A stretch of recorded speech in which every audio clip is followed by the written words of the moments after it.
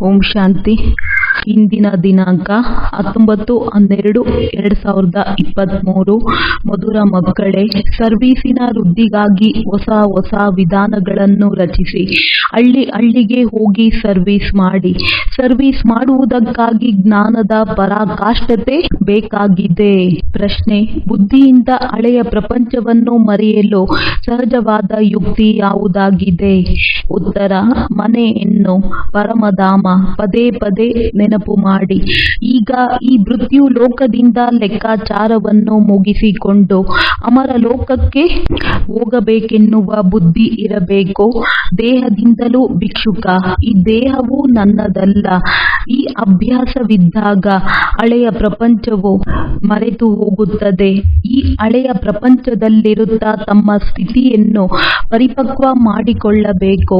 ಏಕರಸ ಸ್ಥಿತಿಗಾಗಿ ಪರಿಶ್ರಮ ಪಡಬೇಕಾಗುತ್ತದೆ. ಗೀತೆ. ಮಾತಾ ಓ ಮಾತಾ. ಓಂ ಶಾಂತಿ. ಜಗದಂಬೆಯ ಮಹಿಮೆಯು ಭಾರತದಲ್ಲಿ ಬಹಳ ಇದೆ. ಜಗದಂಬೆಯನ್ನು ಭಾರತವಾಸಿಗಳ ವಿನಃ ಬೇರೆ ಯಾರೂ ತಿಳಿದುಕೊಂಡಿಲ್ಲ. ಕೇವಲ ಈವ್ ಅರ್ಥಾತ್ ಬಿಬಿ ಎಂಬ ಹೆಸರನ್ನು ಕೇಳಿದರಷ್ಟೇ. ಈಗ ನೀವು ಮಕ್ಕಳ ಬುದ್ಧಿಯಲ್ಲಿದೆ. ಬಿಬಿ ಹಾಗೂ ಮಾಲೀಕನ ವಿನಃ ರಚನೆಯನ್ನು ರಚಿಸಲು ಸಾಧ್ಯವಿಲ್ಲ. ಆಗ ಅಗತ್ಯವಾಗಿ ಜಗದಂಬೆಯು ಪ್ರಕಟವಾಗಬೇಕಾಗುತ್ತದೆ. ಹಿಂದೆ ಒಮ್ಮೆ ಇದ್ದರೂ ಅದಕ್ಕೆ ಅವರ ಮಹಿಮೆಯನ್ನು ಮಾಡುತ್ತೇವೆ. ಭಾರತದ ಮಹಿಮೆಯು ಬಹಳ ಇದೆ. ಭಾರತವನ್ನು ಸ್ವರ್ಗವೆಂದು ಹೇಳುತ್ತಾರೆ ಹಾಗೂ ಪ್ರಾಚೀನ ಭಾರತವೆಂದು ಹೇಳುತ್ತಾರೆ. ಆದ್ದರಿಂದ ಅವಶ್ಯವಾಗಿ ಸ್ವರ್ಗವಾಗಿರಬೇಕು. ಇದನ್ನು ನೀವು ಈಶ್ವರ ಸಂತಾನರ ವಿನಃ ಬೇರೆ ಯಾರೂ ತಿಳಿದುಕೊಳ್ಳಲು ಸಾಧ್ಯವಿಲ್ಲ. ಯಾರು ಕಲ್ಪದ ಹಿಂದೆ ತಿಳಿದುಕೊಂಡಿದ್ದಾರೆಯೋ ಅವರೇ ಬರುತ್ತಿರುತ್ತಾರೆ. ಪ್ರದರ್ಶನಿಗಳು ನಡೆಯುತ್ತಿರುತ್ತವೆ. ಇವೆಲ್ಲ ಕಲ್ಪದ ಹಿಂದೆಯೂ ನಡೆದಿರಬೇಕೆಂದು ತಿಳಿದುಕೊಳ್ಳುತ್ತಾರೆ. ಎಲ್ಲರಿಗೂ ತಿಳಿಸಲು ಈ ಅಕ್ಷರಗಳು ಬಹಳ ಚೆನ್ನಾಗಿದೆ. ಪವಿತ್ರ ಆತ್ಮ ಪವಿತ್ರತೆಯಿಂದ ನೀವು ಪ್ರಕಾಶತೆಯ ಕಿರೀಟವನ್ನು ಪಡೆಯುತ್ತೀರಿ.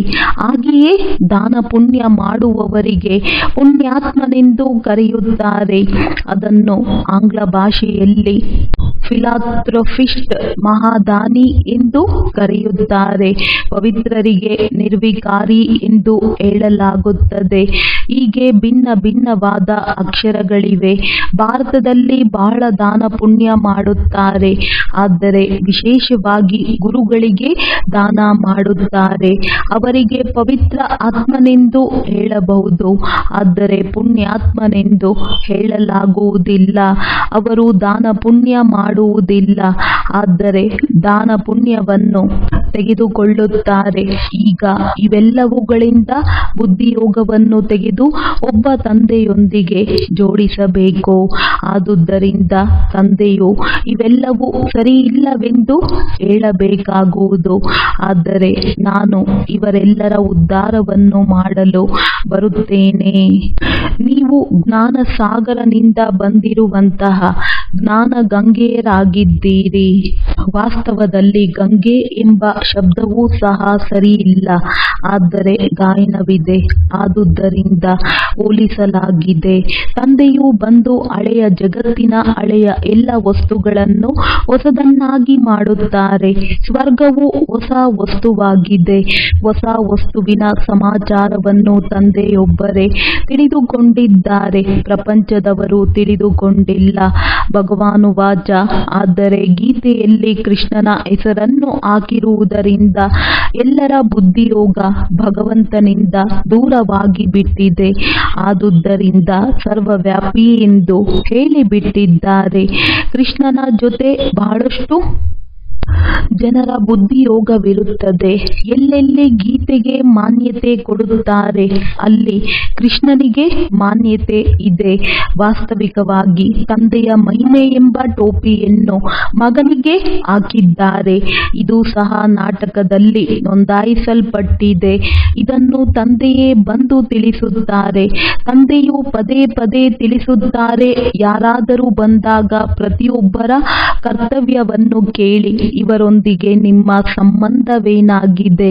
ತಂದೆಯು ಒಳ್ಳೆಯ ಪ್ರಶ್ನಾವಳಿಯನ್ನು ಮಾಡಿದ್ದಾರೆ. ಇದರಿಂದ ಸೇವೆಯು ಬಹಳ ಚೆನ್ನಾಗಿ ಆಗುತ್ತದೆ. ಸೇವೆಯಂತೂ ಜಗದಂಬನ ಮಂದಿರದಲ್ಲಿ ಆಗುತ್ತದೆ. ಅಲ್ಲಿಗೆ ಹೋಗಿ ಜಗದಂಬೆಯು ಈ ಸೃಷ್ಟಿಯನ್ನು ರಚಿಸುವಂತಹ ತಾಯಿಯಾಗಿದ್ದಾರೆಂದು ತಿಳಿಸಿಕೊಡಿ ಅಂದಾಗ ಯಾವ ಪ್ರಪಂಚವನ್ನು ರಚಿಸುತ್ತಾರೆ? ಅವಶ್ಯವಾಗಿ ಹೊಸ ಪ್ರಪಂಚವನ್ನು ರಚಿಸುತ್ತಾರೆ. ಒಳ್ಳೆಯದು. ಈ ತಾಯಿಗೆ ತಂದೆಯು ಯಾರಾಗಿದ್ದಾರೆ? ಇವರಿಗೆ ಜನ್ಮ ಕೊಟ್ಟವರು ಯಾರು? ಮನುಷ್ಯರಂತೂ ಮುಖ ವಂಶಾವಳಿಯ ಅರ್ಥವನ್ನಂತೂ ತಿಳಿದುಕೊಂಡಿಲ್ಲ. ಇವರಿಗೆ ಪರಂಪಿತ ಪರಮಾತ್ಮ ಜನ್ಮ ಕೊಟ್ಟರು ಎಂಬುದು ನಿಮಗೆ ಗೊತ್ತಿದೆ. ಜಗದಂಬ ಹೇಗೆ ಮುಖ ವಂಶಾವಳಿ ಆಗಿದ್ದಾರೆಂದು ನೀವು ಮಕ್ಕಳೇ ತಿಳಿಸಿಕೊಡಬೇಕಾಗುತ್ತದೆ. ಪರಂಪಿತ ಪರಮಾತ್ಮ ನಿರಾಕಾರ ಆದುದರಿಂದ ಬ್ರಹ್ಮ ತನುವಿನ ಮೂಲಕ ತಿಳಿಸುತ್ತಾರೆ. ಪರಂಪಿತ ಪರಮಾತ್ಮ ಬಂದು ಹೇಗೆ ಈ ಬ್ರಹ್ಮರವರನ್ನು ಹೇಗೆ ದತ್ತು ತೆಗೆದುಕೊಂಡಿದ್ದಾರೆಯೋ ಹಾಗೆಯೇ ನೀವು ಮಗಳನ್ನು ದತ್ತು ತೆಗೆದುಕೊಂಡಿದ್ದಾರೆ. ಈ ಮಾತುಗಳು ಎಲ್ಲರ ಬುದ್ಧಿಯಲ್ಲಿ ಸ್ಥಿರವಾಗಿರುವುದಿಲ್ಲ. ಪದೇ ಪದೇ ಮರೆತು ಹೋಗುತ್ತಾರೆ. ಮಕ್ಕಳು ಬಹಳ ಸೇವೆಯನ್ನು ಮಾಡಬಹುದು. ಜಗದಂಬನ ಮಂದಿರದಲ್ಲಿ ಹೋಗಿ ಅವರ ಪರಿಚಯವನ್ನು ಕೊಡಬೇಕಾಗಿದೆ. ಆಗ ಅವರ ಬುದ್ಧಿಯೋಗ ತಂದೆಯ ಜೊತೆ ಜೋಡಿಸಲು ಸಾಧ್ಯವಾಗುತ್ತದೆ. ಜಗದಂಬೆಯೂ ಸಹ ಆ ತಂದೆಯನ್ನು ನೆನಪು ಮಾಡುವ ಕಾರಣ ನಾವು ಸಹ ಅವರನ್ನು ನೆನಪು ಮಾಡಬೇಕಾಗಿದೆ. ಜಗದಂಬೆಯು ಕೆಳಗಡೆ ತಪಸ್ಸಿನಲ್ಲಿ ಕುಳಿತಿದ್ದಾರೆ. ಮೇಲೆ ಅವರ ಮಂದಿರವಿದೆ. ಕೆಳಗೆ ರಾಜಯೋಗದ ತಪಸ್ಸನ್ನು ಮಾಡುತ್ತಿದ್ದಾರೆ. ನಂತರ ರಾಜರಾಜೇಶ್ವರಿ ಸತ್ಯಯುಗದಲ್ಲಿ ಸ್ವರ್ಗದ ಮಾಲೀಕರಾಗುತ್ತಾರೆ. ಈಗ ಕಲಿಯುಗವಾಗಿದೆ.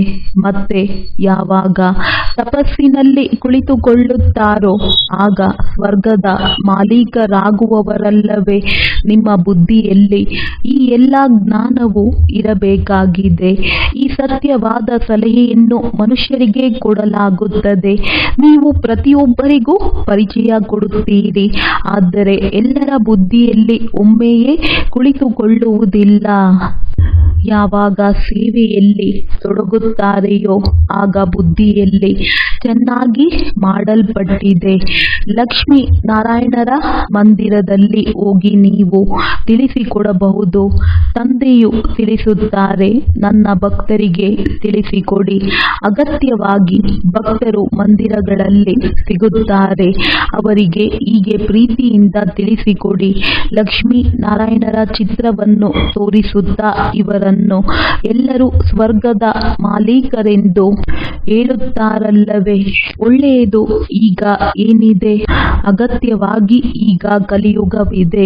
ಕಲಿಯುಗದಲ್ಲಿ ದುಃಖವೇ ದುಃಖವಿದೆ. ಹಾಗಾದರೆ ಈಗ ಮತ್ತೆ ಇವರಿಗೆ ರಾಜ್ಯ ಭಾಗ್ಯ ಹೇಗೆ ಸಿಗುತ್ತದೆ? ನೀವು ತಿಳಿದುಕೊಂಡಿದ್ದರೆ ಎಲ್ಲರಿಗೂ ತಿಳಿಸಿಕೊಡಬಹುದು. ಒಬ್ಬರಿಗೆ ತಿಳಿಸಿಕೊಟ್ಟಾಗ ಅಲ್ಲಿ ಸತ್ಸಂಗವೇ ಸೇರಿಬಿಡುತ್ತದೆ. ಆಗ ನಮ್ಮ ಬಳಿ ಬನ್ನಿ ಎಂದು ಎಲ್ಲರಿಗೂ ಹೇಳುತ್ತಾರೆ. ಮಂದಿರದಲ್ಲಿ ಅತಿ ದೊಡ್ಡ ಜಾತ್ರೆಯೇ ಸೇರುತ್ತದೆ. ರಾಮನ ಮಂದಿರಕ್ಕೂ ಹೋಗಿ ನೀವು ರಾಮನ ಕರ್ತವ್ಯವನ್ನು ತಿಳಿಸಿಕೊಡಬಹುದು. ನಿಧಾನವಾಗಿ ಯುಕ್ತಿಯಿಂದ ತಿಳಿಸಿಕೊಡಬೇಕಾಗುವುದು. ಬಾಬಾ, ನಾವು ಈ ರೀತಿ ತಿಳಿಸಿಕೊಟ್ಟೆವೆಂದು ಕೆಲವು ಮಕ್ಕಳು ಬರೆಯುತ್ತಾರೆ. ಒಬ್ಬರಿಗೆ ತಿಳಿಸಿಕೊಟ್ಟರೆ ಮತ್ತೊಬ್ಬರು ಆಮಂತ್ರಣ ಕೊಡುತ್ತಾರೆ. ನಮ್ಮ ಮನೆಯಲ್ಲಿಯೂ 7 ದಿನದ ಭಾಷಣ ನಡೆದರೆ ಎಷ್ಟು ಚೆನ್ನಾಗಿರುತ್ತದೆ. ಮತ್ತೆ ಅಲ್ಲಿಂದಲೇ ಇನ್ನೂ ಯಾರಾದರೂ ಸಿಗುತ್ತಾರೆ. ಯಾರೇ ನಿಮಗೆ ಆಮಂತ್ರಣ ಕೊಟ್ಟರೂ ಅವರಿಗೆ ಹಾಗೆ ಆ ರೀತಿ ತಿಳಿಸಿಕೊಡಬೇಕು. ಅವರು ಬಿಡಲೇಬಾರದು. ನೀವು ಭಾಷಣ ಮಾಡಲು ತೊಡಗಿದರೆ ಅಕ್ಕಪಕ್ಕದ ಮಿತ್ರ ಸಂಬಂಧಿಗಳೆಲ್ಲರೂ ಸೇರಿಬಿಡುತ್ತಾರೆ. ಹಾಗೆಯೇ ವೃದ್ಧಿಯಾಗುತ್ತದೆ. ಸೇವಾ ಕೇಂದ್ರಗಳಿಗೆ ಅಷ್ಟೊಂದು ಜನರು ಬರಲು ಸಾಧ್ಯವಿಲ್ಲ. ಇದು ಸೇವೆಗಾಗಿ ಒಳ್ಳೆಯ ಯುಕ್ತಿಯಾಗಿದೆ. ಈ ರೀತಿ ಶ್ರಮ ಪಡಬೇಕಾಗುವುದು. ಶ್ರಮ ಪಡುವಂತಹ ಯುಕ್ತಿಯೂ ಸಹ ಕೆಲವರಿಗೆ ಮಾತ್ರ ಬರುತ್ತದೆ. ಅದಕ್ಕಾಗಿ ಜ್ಞಾನದ ಪರಾಕಾಷ್ಠತೆ ಬೇಕಾಗುತ್ತದೆ. ಮಾಡಬೇಕಾಗುವುದು. ತಂದೆಯೂ ಸಹ ಎಷ್ಟೊಂದು ದೂರದಿಂದ ನಮಗೆ ಕಲಿಸಲು ಬರುತ್ತಾರೆ. ಒಂದು ವೇಳೆ ಸೇವೆ ಮಾಡಲಿಲ್ಲವೆಂದರೆ ಶ್ರೇಷ್ಠ ಪದವಿಯನ್ನು ಹೇಗೆ ಪಡೆಯುತ್ತೀರಿ? ಶಾಲೆಯಲ್ಲಿಯೂ ಸಹ ತುಂಬಾ ಒಳ್ಳೊಳ್ಳೆಯ ಚಮತ್ಕಾರವುಳ್ಳ ಮಕ್ಕಳಿರುತ್ತಾರೆ, ಬಹಳ ಉತ್ಸಾಹದಲ್ಲಿ ಇರುತ್ತಾರೆ. ಇದು ಸಹ ವಿದ್ಯೆಯಾಗಿದೆ. ಆದರೆ ಇದು ವಂಡರ್ಫುಲ್ ವಿದ್ಯೆಯಾಗಿದ್ದು ಇಲ್ಲಿ ವೃದ್ಧರು, ಯುವಕರು, ಮಕ್ಕಳೆಲ್ಲರೂ ಸಹ ಓದಬಹುದು. ಬಡವರಿಗಂತೂ ಒಳ್ಳೆಯ ಅವಕಾಶವಿದೆ. ಸನ್ಯಾಸಿಗಳು ಸಹ ವಾಸ್ತವದಲ್ಲಿ ಬಡವರಾಗಿದ್ದಾರೆ. ಅವರನ್ನು ಎಷ್ಟೊಂದು ದೊಡ್ಡ ದೊಡ್ಡ ಗಣ್ಯ ವ್ಯಕ್ತಿಗಳು ತಮ್ಮಲ್ಲಿಗೆ ಆಮಂತ್ರಿಸುತ್ತಾರೆ. ಸನ್ಯಾಸಿಗಳಂತೂ ಮನೆ ಮಠವನ್ನು ಬಿಟ್ಟು ಬಡವರಾಗಿದ್ದಾರೆ. ಅವರ ಬಳಿ ಏನೂ ಇಲ್ಲ. ನೀವು ಸಹ ಈಗ ಬಡವರಾಗಿದ್ದು ನಂತರ ರಾಜಕುಮಾರರಾಗುತ್ತೀರಿ. ಅವರು ಬಡವರಾಗಿದ್ದಾರೆ. ಇದರಲ್ಲಿ ಮುಖ್ಯವಾಗಿ ಪವಿತ್ರತೆಯ ಮಾತಾಗಿದೆ. ನಿಮ್ಮ ಬಳಿ ಬೇರೇನೂ ಇಲ್ಲ. ನೀವಂತೂ ದೇಹವನ್ನು ಮರೆಯುತ್ತೀರಿ. ದೇಹ ಸಹಿತ ಎಲ್ಲವನ್ನೂ ತ್ಯಾಗ ಮಾಡಿ ಒಬ್ಬ ತಂದೆಯವರಾಗುತ್ತೀರಿ. ಎಷ್ಟು ಒಬ್ಬ ತಂದೆಯನ್ನು ನೆನಪು ಮಾಡುತ್ತೀರೋ ಅಷ್ಟಷ್ಟು ಧಾರಣೆಯಾಗುತ್ತಿರುತ್ತದೆ. ನಾವು ತಂದೆಯ ಬಳಿಗೆ ಹೋಗಬೇಕು. ಈ ಹಳೆಯ ಪ್ರಪಂಚದ ಚಿಂತೆಯನ್ನೇಕೆ ಮಾಡಬೇಕು? ಎಲ್ಲಿಯವರೆಗೆ ಈ ಪರಿಪಕ್ವ ಸ್ಥಿತಿ ಇರುವುದಿಲ್ಲವೋ ಅಲ್ಲಿಯವರೆಗೆ ಈ ಹಳೆಯ ಪ್ರಪಂಚ ಹಾಗೂ ಈ ಹಳೆಯ ಶರೀರದಲ್ಲಿಯೇ ಇರುತ್ತೇವೆ. ಈಗ ನೀವು ಗೃಹಸ್ಥ ವ್ಯವಹಾರದಲ್ಲಿದ್ದು ಪವಿತ್ರರಾಗಬೇಕು. ಈ ಮೃತ್ಯು ಲೋಕದಿಂದ ನಿಮ್ಮ ಲೆಕ್ಕಾಚಾರ ಸಮಾಪ್ತಿಯಾಗುತ್ತದೆ. ಈಗ ಅಮರ ಲೋಕಕ್ಕೆ ಹೋಗಬೇಕು. ಮನೆಯನ್ನು ಪದೇ ಪದೇ ನೆನಪು ಮಾಡುವುದರಿಂದ ಹಳೆಯ ಪ್ರಪಂಚವು ಮರೆತು ಹೋಗುತ್ತದೆ. ಗೀತೆಯಲ್ಲಿ ತಂದೆಯು ಏನು ಹೇಳಿದ್ದಾರೆ ಎಂದು ಹೇಳಿ? ಭಗವಂತನಿಗೆ ತಂದೆ ಎಂದು ಹೇಳಲಾಗುವುದು. ನಿರಾಕಾರ ತಂದೆಯು ಹೇಳುತ್ತಾರೆ, ನನ್ನೊಬ್ಬನನ್ನೇ ನೆನಪು ಮಾಡಿ. ಯೋಗ ಅಗ್ನಿಯಿಂದ ನಿಮ್ಮ ವಿಕರ್ಮ ವಿನಾಶವಾಗುತ್ತದೆ. ಕೃಷ್ಣನು ಈ ರೀತಿ ಹೇಳಲು ಸಾಧ್ಯವಿಲ್ಲ. ಇದು ಭಗವಂತನ ಮಹಾವಾಕ್ಯವಾಗಿದೆ. ಈ ಹಳೆಯ ಪ್ರಪಂಚ ಹಾಗೂ ಹಳೆಯ ಶರೀರವನ್ನು ಬಿಡಿ. ದೇಹಿ ಅಭಿಮಾನಿಯಾಗಿ ನಿರಂತರ ತಂದೆಯನ್ನು ನೆನಪು ಮಾಡಿ. ಭಗವಂತನು ನಿರಾಕಾರನಾಗಿದ್ದಾರೆ. ಆತ್ಮವು ಶರೀರವನ್ನು ತೆಗೆದುಕೊಂಡು ಶಬ್ದದಲ್ಲಿ ಬರುತ್ತದೆ. ತಂದೆಯಂತೂ ಗರ್ಭದಿಂದ ಜನ್ಮವನ್ನು ತೆಗೆದುಕೊಳ್ಳುವುದಿಲ್ಲ. ಅವರ ಹೆಸರು ಶಿವ ಒಂದೇ ಆಗಿದೆ. ಬ್ರಹ್ಮ, ವಿಷ್ಣು, ಶಂಕರರ ಆತ್ಮಗಳಿವೆ. ಅವರಿಗೆ ತಮ್ಮ ಸೂಕ್ಷ್ಮ ಶರೀರಗಳಿವೆ. ಇವರಾಗಿದ್ದಾರೆ ನಿರಾಕಾರ ಪರಂಪಿತ ಪರಮಾತ್ಮ. ಅವರ ಹೆಸರಾಗಿದೆ ಶಿವ. ಅವರು ಜ್ಞಾನ ಸಾಗರರಾಗಿದ್ದಾರೆ. ಬ್ರಹ್ಮ, ವಿಷ್ಣು, ಶಂಕರರಿಗೆ ರಚಯಿತನೆಂದು ಹೇಳಲಾಗುವುದಿಲ್ಲ. ಒಬ್ಬ ನಿರಾಕಾರನಿಗೆ ಮಾತ್ರ ರಚಯಿತನೆಂದು ಹೇಳಲಾಗುವುದು. ಹಾಗಾದರೆ ಅವರು ಈ ಸಾಕಾರಿ ರಚನೆಯನ್ನು ಹೇಗೆ ರಚಿಸಿದರು? ಆದುದರಿಂದ ಬ್ರಹ್ಮನ ಮುಖಾಂತರ ಬಂದು ತಿಳಿಸಿಕೊಡುತ್ತಾರೆ. ಕೃಷ್ಣನ ಮುಖಾಂತರ ತಿಳಿಸಲು ಆಗುವುದಿಲ್ಲ. ಬ್ರಹ್ಮನ ಕೈಯಲ್ಲಿಯೇ ವೇದಶಾಸ್ತ್ರಗಳನ್ನು ತೋರಿಸುತ್ತಾರೆ. ಬ್ರಹ್ಮನ ಮುಖಾಂತರ ಸ್ಥಾಪನೆ ಎಂಬ ಗಾಯನವಿದೆ. ಬ್ರಹ್ಮನ ಮುಖಾಂತರ ಸರ್ವಶಾಸ್ತ್ರಗಳ ಸಾರವನ್ನು ತಿಳಿಸುತ್ತಾರೆ. ನಿರಾಕಾರ ಸಾಕಾರನ ಮುಖಾಂತರ ತಿಳಿಸುತ್ತಾರೆ. ಈ ಮಾತುಗಳನ್ನು ಚೆನ್ನಾಗಿ ಧಾರಣೆ ಮಾಡಬೇಕು. ಭಗವಾನುವಾಚ, ನಾನು ರಾಜಯೋಗವನ್ನು ಕಲಿಸುತ್ತೇನೆ. ವಿನಾಶಕ್ಕೆ ಮೊದಲು ಅಗತ್ಯವಾಗಿ ಸ್ಥಾಪನೆಯಾಗಬೇಕು. ಮೊಟ್ಟ ಮೊದಲು ಸ್ಥಾಪನೆ ಬಹಳ ಸ್ಪಷ್ಟವಾಗಿ ಬರೆಯುತ್ತಾರೆ. ಬ್ರಹ್ಮನ ಮೂಲಕ ಸೂರ್ಯವಂಶಿ ರಾಜಮನೆತನದ ಸ್ಥಾಪನೆ. ಈ ಬರಹದಲ್ಲಿ ಬಹಳ ಒಳ್ಳೆಯ ರಹಸ್ಯವಿದೆ. ಆದರೆ ಯಾರಾದರೂ ಶ್ರಮಪಟ್ಟು ಸೇವೆಯಲ್ಲಿ ತೊಡಗಬೇಕು. ಹೀಗೆ ಸೇವೆಯಲ್ಲಿ ತೊಡಗಿದಾಗ ಬಹಳ ಮಜಾ ಬರುತ್ತದೆ. ಮೊಮ್ಮ ಬಾಬಾರವರಿಗೂ ಸಹ ಸೇವೆಯಲ್ಲಿ ಬಹಳ ಮಜಾ ಅನಿಸುತ್ತಿತ್ತು. ಮಕ್ಕಳು ಸಹ ಸೇವೆ ಮಾಡಬೇಕಾಗಿದೆ. ಮೊಮ್ಮರವರನ್ನಂತೂ ಮಂದಿರಕ್ಕೆ ಕರೆದುಕೊಂಡು ಹೋಗಲಾರಿರಿ. ಮೊಮ್ಮರವರಿಗೆ ಬಹಳ ಮಹಿಮೆ ಇದೆ. ಮಕ್ಕಳಂತೂ ಹೋಗಲೇಬೇಕಿದೆ. ಬಾಬಾ ಹೇಳುತ್ತಾರೆ, ವಾನಪ್ರಸ್ಥಿಗಳ ಬಳಿ ಹೋಗಿ ಹೀಗೆ ಕೇಳಿ ತಿಳಿಸಿಕೊಡಬೇಕು. ನೀವು ಎಂದಾದರೂ ಗೀತೆಯನ್ನು ಅಧ್ಯಯನ ಮಾಡಿದ್ದೀರಾ? ಗೀತೆಯ ಭಗವಂತ ಯಾರು? ಭಗವಂತ ಒಬ್ಬರೇ. ನಿರಾಕಾರ ಸಾಕಾರರಿಗೆ ಭಗವಂತ ಎಂದು ಹೇಳಲು ಸಾಧ್ಯವಿಲ್ಲ. ಭಗವಂತ ಒಬ್ಬರೇ ಆಗಿದ್ದಾರೆ. ಹೀಗೆ ಸೇವೆಯಲ್ಲಿ ಬಹಳ ವಿಚಾರ ಸಾಗರ ಮಂಥನ ನಡೆಯುತ್ತಿರಬೇಕು. ಅಭ್ಯಾಸ ಮಾಡಿ ಹೊರಗೆ ಹೋಗಿ ಪ್ರಯತ್ನ ಪಡಬೇಕು. ಜಗದಂಬನ ದರ್ಶನ ಮಾಡಲು ಪ್ರತಿನಿತ್ಯ ಬರುತ್ತಾರೆ. ತ್ರಿವೇಣಿಗೂ ಬಹಳ ಜನ ಹೋಗುತ್ತಾರೆ. ಅಲ್ಲಿಗೆ ಹೋಗಿ ಸೇವೆ ಮಾಡುತ್ತಾ ಭಾಷಣ ಮಾಡಿದರೆ ಬಹಳ ಜನ ಸೇರುತ್ತಾರೆ. ನಿಮಂತ್ರಣವನ್ನು ಕೊಡುತ್ತಿರುತ್ತಾರೆ. ನಮ್ಮ ಬಳಿ ಬಂದು ಸತ್ಸಂಗವನ್ನು ಮಾಡಿ. ಬಾಬಾ ಮೊಮ್ಮಾರವರಂತೂ ಎಲ್ಲಿಗೂ ಹೋಗಲು ಸಾಧ್ಯವಿಲ್ಲ. ಮಕ್ಕಳು ಹೋಗಲು ಸಾಧ್ಯವಿದೆ. ಬಂಗಾಳದಲ್ಲಿ ಕಾಳಿಯ ಮಂದಿರವಿದೆ.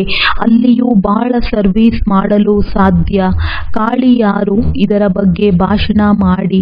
ಆದರೆ ಸಾಹಸವಿರಬೇಕಾಗಿದೆ. ತಂದೆಗೆ ತಿಳಿದಿದೆ. ಯಾರು ಹೇಗೆ ತಿಳಿಸಲು ಸಾಧ್ಯ? ಯಾರಲ್ಲಿ ದೇಹಾಭಿಮಾನವಿದೆ ಅವರು ಏನು ಸರ್ವಿಸ್ ಮಾಡಲು ಸಾಧ್ಯ? ಸರ್ವೀಸಿನ ಪ್ರತ್ಯಕ್ಷ ಪ್ರಮಾಣವನ್ನು ನೀಡುವುದಿಲ್ಲ. ಸರ್ವೀಸ್ ಅನ್ನು ಸಂಪೂರ್ಣ ಮಾಡುವುದಿಲ್ಲವೆಂದರೆ ತಂದೆಯ ಹೆಸರನ್ನು ಕೆಡಿಸುತ್ತಾರೆ. ಯೋಗಿಯಲ್ಲಿ ಶಕ್ತಿಯು ಬಹಳ ಚೆನ್ನಾಗಿರುತ್ತದೆ. ಅನ್ಯರಿಗೆ ತಿಳಿಸಿಕೊಡಲು ತಂದೆಯು ಬಹಳ ಒಳ್ಳೆಯ ವಿಚಾರಗಳನ್ನು ತಿಳಿಸುತ್ತಿರುತ್ತಾರೆ. ಆದರೆ ಒಳ್ಳೊಳ್ಳೆಯ ಮಹಾರಥಿಗಳು ಸಹ ಮರೆತು ಹೋಗುತ್ತಾರೆ. ಸರ್ವೀಸ್ ಅಂತೂ ಬಹಳ ಇದೆ. ಇದನ್ನು ಬೇಹದ್ದಿನ ಸರ್ವೀಸ್ ಎಂದು ಕರೆಯಲಾಗುತ್ತದೆ. ನಂತರ ಅವರು ಬಹಳ ಗೌರವವನ್ನು ಪಡೆಯುತ್ತಾರೆ. ಮುಖ್ಯ ಮಾತು ಪವಿತ್ರತೆಯಾಗಿದೆ. ನಡೆಯುತ್ತಾ ನಡೆಯುತ್ತಾ ಬಿದ್ದು ಹೋಗುತ್ತಾರೆ. ಲೌಕಿಕ ತಂದೆಯಲ್ಲಿ ಎಂದು ಯಾರಿಗೂ ನಿಶ್ಚಯ ಇಲ್ಲದೆ ಇರುವುದಿಲ್ಲ, ಅರ್ಥಾತ್ ಸಂಶಯ ಬರುವುದಿಲ್ಲ. ಇಲ್ಲಿ ತಂದೆಯ ಬಳಿ ಜನ್ಮ ಪಡೆಯುತ್ತಾರೆ. ಮತ್ತೆ ಇಂತಹ ತಂದೆಯನ್ನೇ ಗಳಿಗೆ ಗಳಿಗೆಯೂ ಮರೆತು ಹೋಗುತ್ತಾರೆ. ಏಕೆಂದರೆ ಇವರು ವಿಚಿತ್ರ ತಂದೆಯಾಗಿದ್ದಾರೆ. ಇಂತಹ ತಂದೆಗೆ ಚಿತ್ರವಿಲ್ಲ. ತಂದೆಯು ತಿಳಿಸುತ್ತಾರೆ, ನನ್ನನ್ನು ನೆನಪು ಮಾಡಿ ಮತ್ತು ಪವಿತ್ರರಾಗಿ, ಆಗ ನನ್ನ ಬಳಿ ಬಂದು ಬಿಡುತ್ತೀರಿ.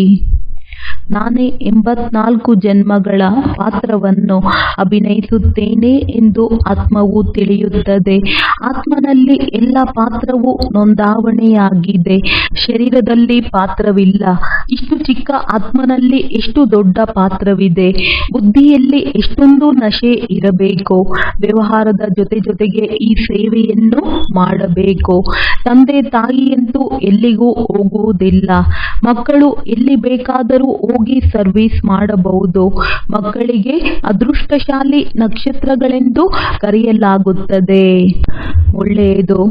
ಮಧುರಾತಿ ಮಧುರ ಅಗಲಿ ಮರಳಿ ಸಿಕ್ಕಿರುವಂತ ಮಕ್ಕಳಿಗೆ ಪ್ರೀತಿಯ ಮಾತ್ಪಿತಾ ಬಾಪ್ದಾದರವರ ನೆನಪು, ಪ್ರೀತಿ ಹಾಗೂ ಸುಪ್ರಭಾತ.